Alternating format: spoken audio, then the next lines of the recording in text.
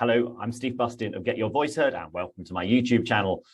In this video, I want to give you a tip around stagecraft and in particular, where you stand on stage. Now that might sound obvious.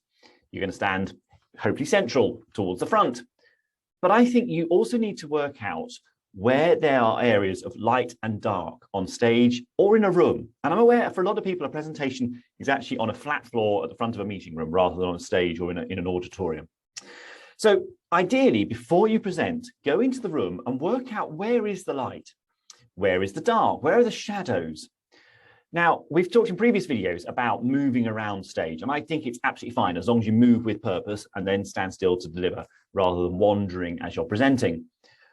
But if you are wandering in and out of a spotlight or in and out of the general lights within the room and into areas of shadow, your audience are going to find it very irritating and actually will start to switch off because they won't be able to see you properly.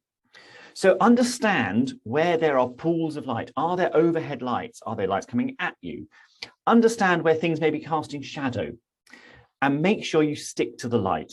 Now that may restrict where you can move on stage, because if there is a particular area of light in the center of the stage, you do not want to be wandering in and out of it, even if your natural tendency is to want to go and sort of connect with audiences on either side of the stage. If the light is in the center, you do need to stay within the light. If you think about in advance, you might be able to say to the technical crew, could you give me more light? That's doable, but you've got to bear it in mind.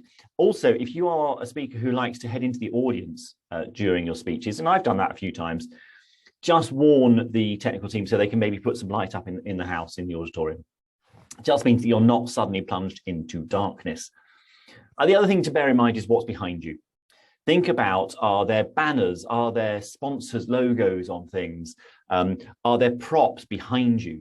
Because, for example, if you're being filmed on stage, you don't want to be stood there with a light or a flagpole or whatever coming out the top of your head. It really doesn't look good. So you also don't necessarily want to stand in front of banners, particularly if it's your own banner. If it's your own banner and your own logo and things, make sure it's in shot. Don't stand in front of it. But also, if you're filming something, if you're speaking at an event for a client and it's being filmed, chances are they will want their logo in that film. They'll want their sponsors' logos to be seen. So just be aware of what's around you. Be aware of the light, be aware of the shadow, be aware of whatever is going on at the back of the stage or the back of the room you are speaking in. It's one of those things, it might seem as if it's small stuff, but actually it will really make a difference. Will make you look as if you have really thought this through. Your audience will, it's that thing where the audience won't necessarily notice that you're sticking to the light, but they will sure as hell notice it if you start wandering into the shadows.